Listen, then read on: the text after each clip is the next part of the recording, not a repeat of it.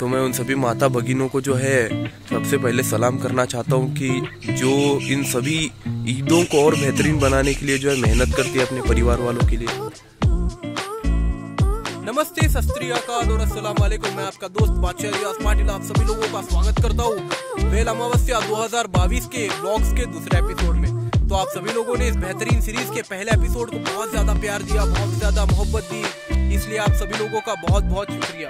तो पिछले एपिसोड में हमने देखा था कि किस तरीके से हमने इस बेहतरीन ईद की जो है पारंपरिक तैयारियां की थी, और आज के इस बेहतरीन एपिसोड में हम देखेंगे कि इस पारंपरिक कार्यक्रम के दरमियान, पारंपरिक ईद के दरमियान जो पारंपरिक खाना बनाया जाता है, जो पारंपरिक व्यंजन बनाए जाते हैं, उनका तरीका क्या है, वो किस तरीके से बनाए जाते हैं, फिर उसके साथ साथ उनमें कौन कौन से इंग्रेडिएंट डलते हैं। तो पूरा जितना भी क्या बोलते हो, जितनी भी रेसिपीज है, जो भी चीजें बनती है वेला अमावस्या के दिन, उन सभी चीजों को जो है आज के इस बेहतरीन एपिसोड में हम लोग बनाने वाले हैं। तो फिर चलिए देखेंगे क्या क्या होता है कि नहीं। बहुत सारी बेहतरीन चीजें बनाने वाले हैं, और सभी चीजें जो भी बनती है ये सभी इस मौसम में जितने भी फल आते हैं, जितनी भी भाजियाँ आती है, फिर उसके साथ साथ जितने भी दालें आती हैं, फिर उसके साथ साथ जितने भी अन्न धान्य आते हैं, वो सभी चीजों को जो है इस ईद के दरमियान व्यंजन में इस्तेमाल किया जाता है। तो फिर चलिए देखते हैं क्या क्या होता है कि नहीं। बिना किसी देरी के शुरू करते हैं इस बेहतरीन एपिसोड को। वेला अमावस्या के दरमियान वैसे तो बहुत सारे बेहतरीन व्यंजन बनाए जाते हैं, लेकिन जिसमें सबसे बेहतरीन और सबसे महत्वपूर्ण व्यंजन होता है वो होता है भज्जी। भज्जी को बनाने की प्रक्रिया बहुत ही ज्यादा कॉम्प्लिकेटेड है। भज्जी में जो है सभी मौसमी फलों को, उसके साथ साथ सभी मौसमी भाजियों को, फिर उसके साथ साथ सभी दालों को भज्जी बनाने के लिए इस्तेमाल किया जाता है। भज्जी बनाने के लिए सबसे पहले हमें सभी सामग्रियों को जो है बारीक बारीक टुकड़ों में जो है पीसेस में काटना पड़ता है, जिसमें जो है गाजर होता है, प्याज की पत्ती होती है, लहसुन की पत्ती होती है, फिर उसके बाद इमली होती है, फिर उसके बाद बैंगन होता है, सेंगफली होती है, फिर उसके बाद पेरू होता है, फिर उसके साथ साथ बेर होता है, कद्दू होता है। इन सभी सामग्री को जो है बारीक बारीक पीसों में काटना पड़ता है। फिर उसके बाद सभी भाजियों को, जिसमें जो है हरभरे की भाजी, फिर उसके बाद चुके की भाजी, पालक की भाजी, फिर उसके साथ साथ जो है मेथी की भाजी, इन सभी भाजियों को भी जो है बारीक बारीक टुकड़ों में जो है काटना पड़ता है, बारीक बारीक पीसेस में जो है काटना पड़ता है।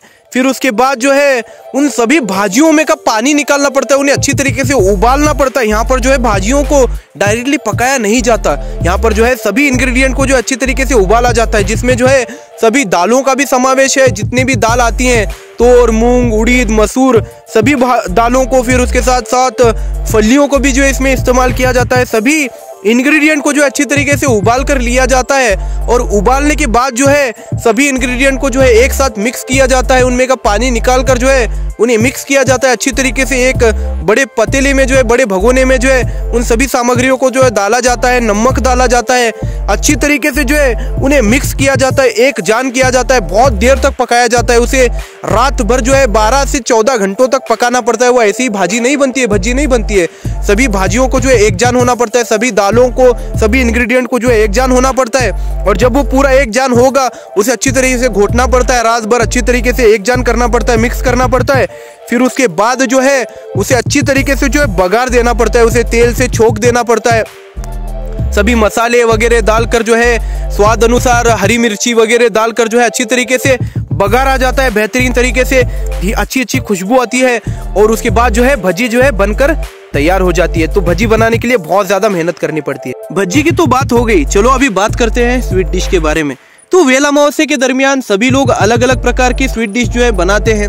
कुछ लोग पूरन पोली बनाते हैं, तो कुछ लोग जो है सेंगापुरी बनाते हैं, और कुछ लोग जो है फल बनाते हैं जो गुड़ और गेहूं के आटे से बनाए जाते हैं। तो सभी लोग जो है अपने अपने हिसाब से अलग अलग स्वीट डिश जो है बनाते हैं। तो फिर चलिए बनाते हैं बेहतरीन शेंगापुरी।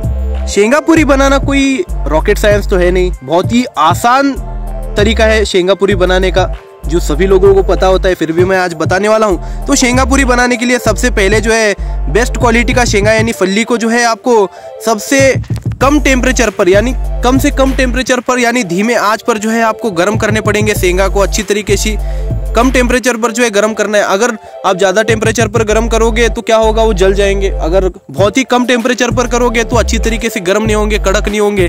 और अगर मीडियम टेम्परेचर पर अगर आप गर्म करोगे तो बेहतरीन खुशखुशित हो जाते हैं शेंगा, और जो है उसका टेस्ट जो है बहुत ही अच्छा आता। फिर उसके बाद जो है उसे मिक्सर में पीसना है अपने को गुड़ के साथ। अच्छी तरीके से पीसना है, शेंगा का तेल निकले तक अच्छी तरीके से ऐसा चिकट चिकट होना चाहिए आटा। फिर उसके बाद शेंगा और गुड़ के उस मिश्रण को और थोड़ा चिकना बनाइए पानी वगैरह डालकर। फिर उसके बाद उस बैटर को जो है अपने गेहूं के आटे के अंदर डालने का। फिर उसके बाद उसका एक गोला बनाकर उसे अच्छी तरीके से बेल कर लेना है।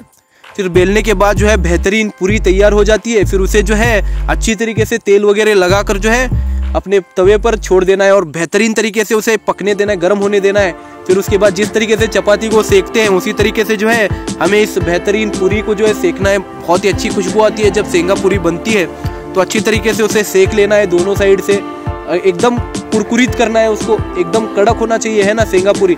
और बाद में जो है उसे अच्छी तरीके से आप जहाँ पर जो है रखना चाहते हो उसे सूखने के लिए रख दीजिए। और बहुत दिनों तक चलती है शेंगा पूरी जो है, वो 1-2 दिन के लिए नहीं, बहुत दिनों तक चलती है। कुछ लोग सफ़र में भी ले जाते हैं। तो शेंगा पूरी बहुत ही ज़्यादा टेस्टी होती है और मुझे शेंगा पूरी बोलो या फिर रवे की पूरी बोलो बहुत ही ज़्यादा पसंद है। पूरन पोली से ज़्यादा मुझे शेंगा पूरी और रवे की पूरी ही पसंद है। तो इसीलिए जो है मम्मी हर साल जो है हम सभी के लिए शेंगा पूरी जो है वेल अमावस्या के लिए बनाती है। वेल अमावस्या के दरमियान मुझे जो सबसे ज़्यादा चीज़ पसंद है ना, वो है बाजरे की कड़क रोटी के साथ गरम गरम भजी खाना, चने की भाजी, फिर उसके साथ साथ फिक्की दाल, बैगन। अरे भाई क्या टेस्ट आता है ना भाई उस वक्त, माशाअल्लाह, चुम्मेश्वरी एकदम। तो मम्मी जो है ना हम सभी के लिए हर साल लगभग 50 से 60 या फिर कभी कभी तो 100 बाजरे की रोटियां जो है बनाती हैं, जिसके लिए जो आटा जो है हमने पिछले व्लॉग में बनाया था। तो इतना ज़बरदस्त टेस्ट लगता है ना भाई बाजरे की रोटी और उसके साथ साथ इन सभी चीज़ों को खाने का, आहा क्या खतरनाक टेस्ट आता है ना। तो मम्मी बहुत ही ज़बरदस्त बाजरे की रोटियां बनाती है और उन सभी बाजरे की रोटियों को हम एक ही दिन में चट कर जाते हैं भाई। 50, 60 बोलो 100 बाजरे की रोटियां जो है हम एक ही दिन में चट कर जाते हैं। नमस्ते, सत श्री अकाल और अस्सलाम वालेकुम। मैं आपका दोस्त बादशाह रियाज पाटिल आप सभी लोगों का स्वागत करता हूँ एक और नए बेहतरीन व्लॉग में, जो वेल अमावस्या के व्लॉग का जो है शायद तीसरा एपिसोड होगा। तो खुदा के फजल से जो है आज वेल अमावस्या का दिन है, आज 2 जनवरी का दिन है। देखते ही देखते जो है 1 जनवरी का दिन खत्म हुआ। सभी तैयारियां जो है बहुत ही बेहतरीन तरीके से हुई है। अम्मी जान जो है बेचारी रात से जो है सभी तैयारियों में लगी हैं। सभी जो खाने की चीज़ें होती हैं वो रात से बना रहे हैं। आपने अभी तक के व्लॉग में देखा ही है। तो बहुत ज़्यादा मेहनत लग रही है इन सभी चीज़ों को बनाने के लिए। हमें क्या खाने में ज़्यादा टाइम नहीं लगता, लेकिन इन सभी चीज़ों को बनाने के लिए बहुत ज़्यादा मेहनत लगती है भाई। तो वो सभी चीज़ें बना रही हैं। तो आज का दिन बहुत ही ज़्यादा बिजी होने वाला है। आज ज़रा भी सोने मिलने वाला नहीं, क्या नहीं। तो मैं उन सभी माता भगिनों को जो है सबसे पहले सलाम करना चाहता हूँ कि जो इन सभी ईदों को और बेहतरीन बनाने के लिए जो है मेहनत करती है अपने परिवार वालों के लिए। और इसी के साथ जो है आज का इस बेहतरीन ब्लॉग को जो है हम शुरुआत करते हैं। आज का दिन बहुत ही ज़बरदस्त होने वाला है, तो इस ब्लॉग को आखिर तक ज़रूर देखो, है कि नहीं। चलो भाई लोग, भज्जी के साथ जो है ना वेल अमावस्या के दरमियान बहुत सारी बेहतरीन चीज़ों को बनाया जाता है। जैसे फिक्की दाल बनाई जाती है, फिर उसके बाद भज्जी तो हम बनाते ही हैं, बहुत ही ज़्यादा टेस्ट लगता है भाई। वेल अमावस्या के दरमियान जो भी चीज़ें बनाती है ना, उनका जो टेस्ट होता है ना वो बहुत ही अलग होता है। बाकी के मौसम में हम कितनी बार भी बनाओ ये सभी चीज़ें, उनका टेस्ट उतना अच्छा नहीं आता है जितना वेल अमावस्या के दरमियान आता है। तो रात भर जो है भाजी जो है पकाई जाती है, उसमें का सभी पानी निकाल दिया जाता है, गाढ़ी भाजी बनाई जाती है। फिर उसके बाद जो है बेहतरीन तरीके से जो है चूल्हे पर ये सभी चीज़ें बनाई जाती है। हमारे पास अभी गोबर गैस है, इसलिए हम गोबर गैस पर बना रहे हैं, सेम ही टेस्ट आता है। तो बहुत ही बेहतरीन तरीके से जो है सभी चीज़ों को बनाया जाता है। बैंगन तो इतना ज़बरदस्त लगता है ना भाई, जिसकी कोई हद नहीं है। बैंगन बनाया जाता है एकदम झणझणित। फिर उसके बाद जो है चने की भाजी बनाई जाती है। मैंने जिस तरीके से आपको कहा, इन सभी चीज़ों को बाजरे की रोटी के साथ बहुत ही बेहतरीन टेस्ट आता है। तो इन सभी चीज़ों को जो है रात भर बैठकर मम्मी बनाती है हमारी, तो बहुत ही ज़बरदस्त टेस्ट आता है भाई। इन सभी चीज़ों का बहुत ही ज़बरदस्त टेस्ट आता है। वेल अमावस्या के दरमियान भज्जी के बाद जो दूसरा सबसे महत्वपूर्ण और पारंपरिक व्यंजन होता है वो होता है जवारी और बाजरे के उंडे। तो ये उंडे जो है बहुत ही पारंपरिक चीज है। ये भी जो है वेल अमावस्या के दरमियान कंपलसरी बनाना ही पड़ता है और इनका जो टेस्ट होता है ना, माशाल्लाह एकदम जबरदस्त होता है। तो ये भी बनाना बहुत ही ज्यादा आसान है। और इन बेहतरीन उंडों को जो है चने की भाजी के साथ, भज्जी के साथ, फिक्की दाल के साथ, बैंगन के साथ खाने का मजा कुछ और ही होता है भाई। तो चलिए देखते हैं इसे बनाने का तरीका क्या है। अपन जो है बहुत ही बेहतरीन तरीके से अम्मी वगैरह अच्छी तरीके से जो है सब भाजी भज्जी सब बने से चीज़ा। अभी जो है फक्त अपने को क्या बोलते हैं, रोटा भी बने से, फक्त उंडे बनाने के बचे से। उसमें जो है जवारी के उंडे, बाजरी के उंडे बचे से।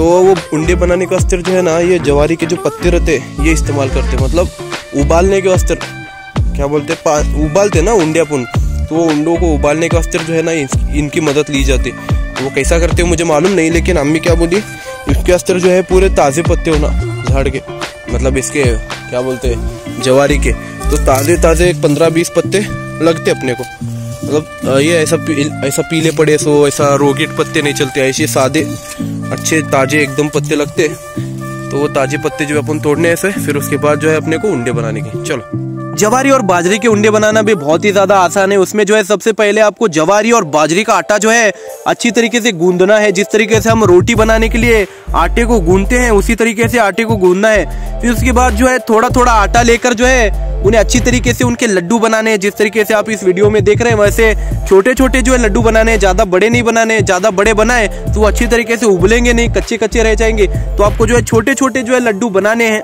अपने हाथों से। फिर उसके बाद जो है उन लड्डुओं को जो है एक बड़े से पतीले में जो है रखा जाता है, जिसमें जो है हमने ऑलरेडी जवारी के पत्तों को रखा है, जो हमने थोड़ी देर पहले तोड़ कर लाए थे। उन पत्तों पर जो है थोड़ा बहुत पानी डाला जाता है और उसके ऊपर जो है इन सभी उंडों को रखा जाता है। और बाद में जो है ये सभी उंडे जो है स्टीम से पकते हैं, यानी उबलते हैं। फिर उसके बाद जो है ये बहुत ही बेहतरीन तरीके से बन जाते हैं। और अगर ये उबले हैं या नहीं उबले हैं ये जानने के लिए जो है आपको जो है इन उंडों में से किसी एक उंडे को उठाना है। फिर उसके बाद जो उसे पानी में डालकर देखना है और उसे थोड़ा बहुत दबाना है। अगर वो कच्चा होगा तो वो पानी में घुल जाएगा, अगर कच्चा नहीं होगा तो वो पानी में नहीं घुलेगा। तो इसी तरीके से आपको पता चलता है कि ये उंडे बने हैं या नहीं बने, पके हैं या नहीं पके हैं। तो ये बहुत ही ज्यादा आसान प्रोसेस है और ये इसी प्रोसेस को फॉलो करते हैं। और आपको एक बात ध्यान में रखनी है, जवारी और बाजरी के उंडे दोनों एक साथ उबालने नहीं है, दोनों को जो है अलग अलग उबालना है।